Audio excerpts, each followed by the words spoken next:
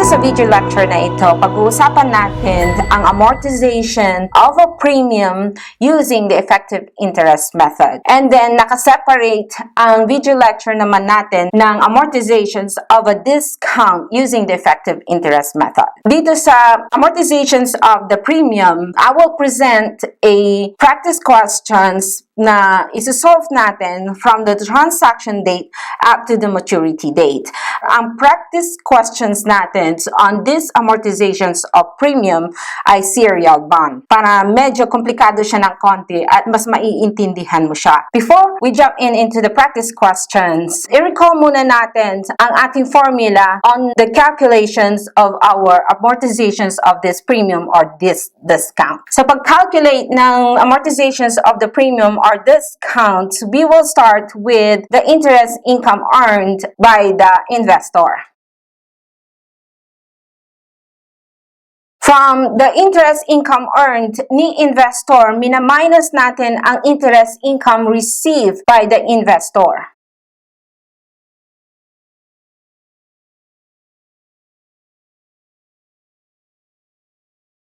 So, ang formula natin sa pag-compute or calculate ng amortizations of the premium or the discount, yung interest income earned natin, mina-minus po natin ang ating interest income received. The difference between these two is your amortizations of your premium or your discount. Ang interest income earned, ang formula natin dyan ay the carrying amount of the investment account times the effective interest rate times the time. Remember, ang formula natin for interest income earned ay yung carrying amount ng ating investment account times the effective interest rate times the time. Yung time, kung ilang months ang kinakalculate mong interest income earned ni investor, yun ang magiging time mo. The interest income received from the investee naman ay base sa face amount ng bonds multiplied by the nominal interest rate times the time. So, kapag na-calculate mo na ang interest income earned at interest income received, yan ang yung amortizations of your premium or your discount. Alright? Kapag mas mataas ang interest income earned and this is a positive, yan ay amortizations of discount. Kapag ang interest income earned naman ay mas mababa kesa sa interest income received, yan ay negative. That means it's an amortizations of your premium. That's the other way to know kung nag-amortize ka ba ng premium or nag-amortize ka ng discount. So, ito po ang formula natin sa pag-compute ng ating amortizations of our premium or amortizations of our discount. Then, let's read our practice question. At the beginning of the year 2022, Bulino Company acquired bonds with a face amount of 5 million of Aluminous Company. The investor paid 5,090,000 plus transaction costs of 151,500 for the bond investment to be held as financial asset at amortized cost. Okay, so at our transaction date on this practice questions is January 1st of 2022. It says at the beginning of the year. So that means it's January 1st of 2022. Bulino Company is our investor and Aluminous Company is our investee. Ang face amount ng bonds na ito ay 5 milyon or 5 million. At in-acquire ni Bulino Company, our investor, ng 5,090,000. So yan ang purchase price ng bonds na yan ni investor. Then aside from the 5,090,000 na purchase price ni investor, nag-incur din siya ng transaction cost of 151,500. And these bonds na ito ay ika-classify ni investor na financial asset at amortized cost. So remember, we have two different kinds of transaction costs. We have the direct transaction cost at ang indirect transaction cost. Ang direct transaction cost sa financial asset FVPL na classification, both of these transaction costs ay outright expense. So hindi natin siya ikinakapitalize sa ating investment account. Yon ang ibig sabihin ng expense. expense. So, ine-expense lang natin yon. Dito naman sa dalawang classifications ng investment in bonds na financial asset, FVOCI, at financial asset at amortized cost. Itong direct transaction cost ay kinakapitalize natin sa ating investment account. Ang ibig sabihin, ina-add natin yan sa ating purchase price ng bonds to get our acquisition cost. Yan ang laman ng ating investment account. Ang indirect transaction cost naman ay outright expense. So, ang kinakapitalize lang natin ay yung direct transaction cost. If your problem is hindi sinabi na direct transaction cost siya or indirect transaction cost, then we assume na ito ay direct transaction cost. So, on this problem or on this practice question, ang transaction cost na 151,500, we assume that this is a direct transaction cost. So, ina-add natin yan sa purchase price na 5,090,000. Then, bonds of 1 million mature at annual interval beginning December 31st, 2022. Ang practice questions natin ay serial bond. Nagbabayad siya ng installment kay investor hanggang sa maubos niya itong face amount ng bonds na yan. Every year, beginning December 31st, 2022, magbabayad si investee ng 1 milyon. Dahil ang face amount ng bonds na ito ay 5 million, 5 years bago niya maubos bayaran si investor sa bonds na ito. Alright? And pay 12% interest annually on December 31st each year. So, ibig sabihin, nagbabayad din si investee ng 12% of the bond outstanding kay investor. 12% ang ating nominal interest rate. The bond have a 10% effective rate. So, kailangan din natin yung effective interest rate na yan. So, this is our practice question. So, isusulat ko lahat ng mga informations na kakailanganin natin here. And then, I will make 5 years of a timeline from the transaction date up to the maturity date. And then, i-calculate natin kung magkano ang amortizations ng premium at kung magkano ang carrying amount ng ating investment each year. Alright, then let's start solving this problem. On this practice question, ang ating face amount of these bonds ay 5 million. Ang acquisition cost ay 5,241,500. And that is composed of the purchase price na 5,090,000 at ang transaction cost na 151,500. So, kinakapitalize natin ang transaction cost. Ang ibig sabihin, ina-add natin yan sa ating investment account dahil ang classifications ng practice questions na ito ay financial asset at amortized cost at nominal interest rate of 12% at ang effective interest rate natin ay 10%. Ang annual interest payments ay every December 31st. Habang hawak-hawak ni investor ang bonds na ito, si investee nagbabayad siya ng interest kay investor. At ang pagbabayad niya ng interest ay every December 31st. So, annually. At aside from the interest, nagbabayad din si investee ng annual installment na 1 milyon. This practice question is a serial bond. Ang serial bond is paid on an installment basis. Mag-uumpisa tayo sa transaction date. So, on transaction date, ang ating magiging entry is debit to investment in bonds and credit to cash of 5,241,500.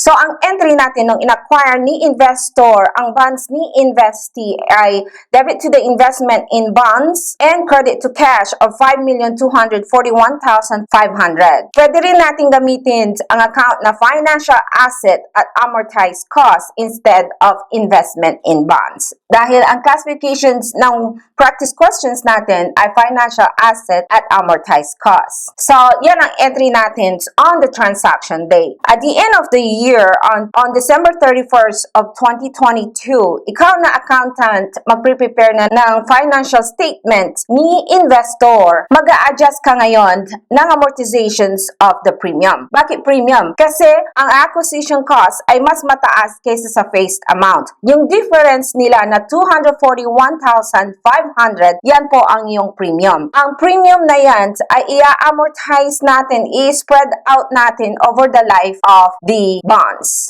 Alright? Hindi natin siya i-recognize on the date of transaction, yung premium. Hindi natin siya i-recognize as loss on the transaction date. Ang gagawin natin is spread out natin yan over the life of the bonds. At ang effect ng premium ay decrease on our interest income. Yung marireceive nating interest income from the investee, hindi yon ang magiging interest income na ma-earn natin on that year. Mababawasan siya dahil meron tayong loss, meron tayong premium na i-amortize. Alright? Our computations using the effective interest method on the amortizations of this premium ay ganito. The interest income earned minus our interest income received. Yung difference ng dalawang yan ang amortization natin ng premium. Dito sa taas, ilalagay ko ang ating interest income earned, which is calculated as the carrying amount of the investment times the effective interest rate times the time. So our carrying amount on the first year is the acquisition cost of 5,241,500. Then multiplied by the effective interest rate of 10%. Times 1 year dahil from January 1st up to December 31st of 2022. So our interest income earned natin ay 524,150. So yan po ang ating interest income earned. Then ilagay natin dito yung ating interest income received. Times 12%.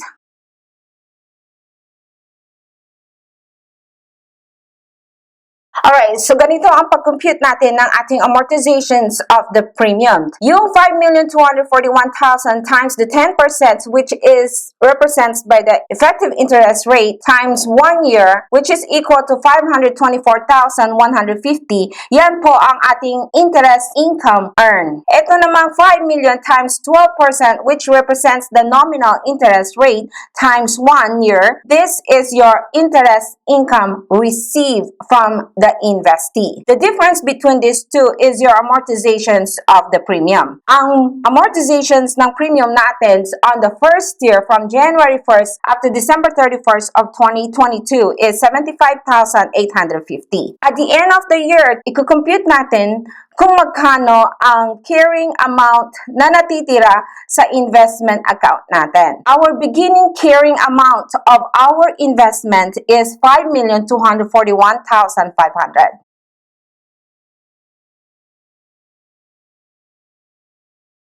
Alright, so ito ang magiging computations natin ng carrying amount of the investment in bonds at the end of the year. We will start with the beginning balance of our investment account na investment in bonds, which is 5,241,500. Then, ima-minus natin yung installment payment natin na 1,000,000. Aside from the interest income na na-receive ni investor from the investee na 600,000, naka-receive din siya ng annual installment na 1 million from the investee. Then, we minus this installment payment of 1 million. Then, we minus our amortizations of our premium, which is 75,850 on the first year. Our ending balance on our investment account na investment in bonds ay 4,165,650 on December 31st of 2022. Itong ending balance ng ating investment in bonds na account, yan ang magiging beginning balance ng January 1st of 2023. So yan ang magiging calculations mo ngayon sa susunod na taon ng ating amortizations of our premium. So ang ating magiging entry sa interest income na na-receive natin from the investee is debit to cash of 600,000 and credit to interest income of 600,000. Alright? Yan ang entry natin. Ang entry naman natin sa ating amortization computation of our premium is debit to interest income. Babawasan natin ang ating interest income na 75,850 and credit to our investment in bonds of 75,850. Babawasan din natin ang ating investment in bonds. Kaya ang ending balance natin ay nabawas na yung installment payment. So itong 4,165,000, yan ang magiging beginning balance natin sa susunod na taon. On year 2023, ang computations natin ng ating amortizations of our premium ay ito.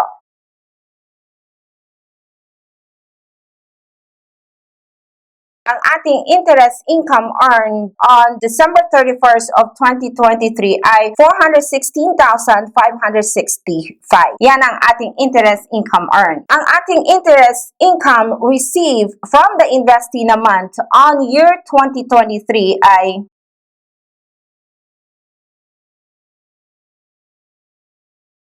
so, ang amortizations of our premium on 12/31st of 2023 is 63,435. The difference between the interest income earned at interest income received from the investee. Ang computations natin ng interest income earned is the carrying amount from last year, which is the carrying amount beginning of the next year, which is 4,165,650 times 10%, which is the effective interest rate, times 1. So we have interest income earned of 416,565.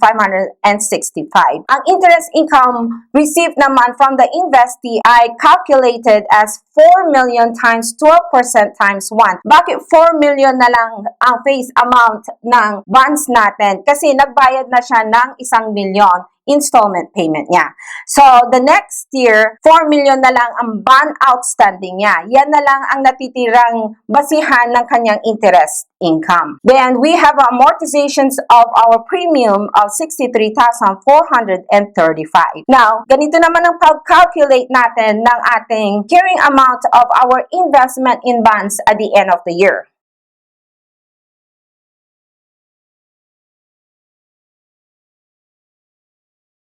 So the ending carrying amount of our investment in bonds on 12/31st, 2023 ay 3,102,215. And that is calculated as mag-uumpisa ka sa beginning balance of your investment in bonds, then i-minus natin yung installment payment annually ni investee, and then the amortizations of our premium na 63,435. The carrying amount of this investment in bonds at the end of the year ay 3,102,215. Sa susunod na taon, ito na naman ang magiging beginning balance natin at yan ang magiging basihan mo ng calculations of your interest income earned.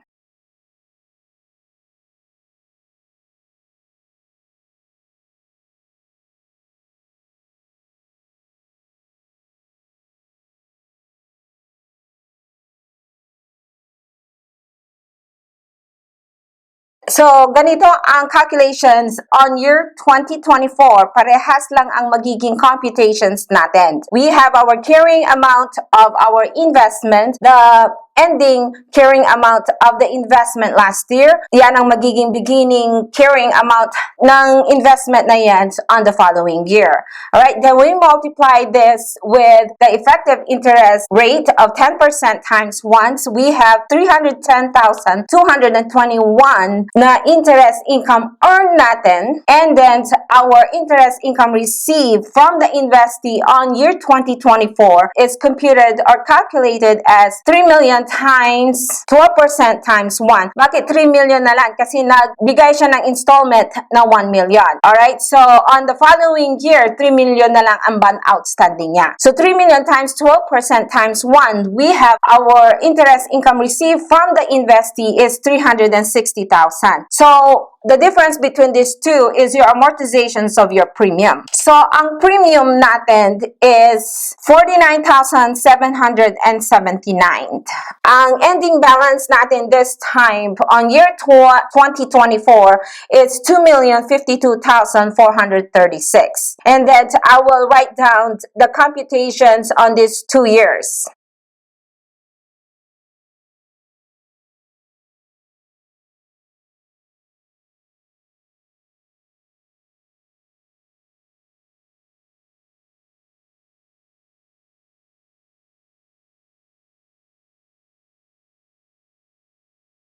Alright, so ito na ang buong computations ng ating practice questions. From the transaction date up to the last maturity date ng 12/13/2026. Ito yung computations ng ating amortizations of our premium. So itong ending balance ng investment in bonds noong 2022, yan ang magiging beginning balance mo the next year. Yan ang magiging basihan mo ng iyong calculations of your amortizations of your premium. And this ending balance on year 2023 will be the beginning balance on year 2024. Ganon din dito sa year 2024, itong ending balance niya ang magiging beginning balance of the next year. Ang magiging amortizations of the premium, it's either 18,232 or 17,680. Nagkakaroon sila ng difference because of the rounding off of the calculations, yung computations natin. But magiging amortizations of the premium will be the 17,680. Alright? At the end of the year. Kasi end of the year na yan. So kung magkano man ang natitira doon sa premium mo, yun na ang magiging amortizations at the end of the year. So we have our beginning balance of 1,017,680 minus the annual installment of 1 million at yung amortizations ng premium of 17,680, we have zero balance of our investment in bonds. Nabayaran na niya lahat yon. Alright? Tapos, na-amortize na natin lahat ng premium na 241,500 na spread out na natin using the effective interest method. So, ganito po ang pag-calculate ng ating amortizations of our premium. Ang entry natin sa pag-amortize ng ating premium, alright, each year magkakaiba sila ng amount pero pare-parehas lang ang kanilang entry. Our entry will be debit to our interest income. Babawasan natin ang ating interest income and then we credit our investment in bonds. Alright? Nang bawat year na ito. Magkakaiba lang sila sa amount. Then our entry on the amount na na-receive natin from the investee. Every year, yung interest income na na-receive natin from the investee, which magkakaiba sila ng amount kasi nagbabayad si investee ng annual installment na 1 million. So, every year, magkakaiba sila ng interest income received from the investee. Kung magkano lang yung bond outstanding, kung magkano lang yung naiiwan sa bonds na yon, na face amount, yun ang basihan ng iyong interest income received. Sa bawat taon, binabawasan natin ng 1 million. Sa first year, 5 million, yan yung face amount ng bonds. So, second year, we have 4 million. Third year, we have 3 million, 2 million, and 1 million on the last year. Ang ating journal entry nung ni-receive natin itong interest income from the investee is debit to cash. Kung magkano man yung na-receive natin each year, then we credit our interest income. Then, ang ating entry for our amortizations of our premium is magkakaiba din sila ng amount, pero pare-parehas lang ang kanilang entry is debit to interest income and credit to investment in bonds. Babawasan natin ang interest income natin for the amortizations of premium. Binabawasan din natin ang ating investment in bonds. Para pagdating ng last year ng bonds na yon, magiging equal na lang sa kanyang face amount na kukunin natin kay investee. Ito po ang ating effective interest method of amortizations of a premium. I'll see you on my next video. Amortizations of discount using effective interest method. So discount naman, ang ating problem or practice questions will be term bond. So medyo madali lang yan. Alright?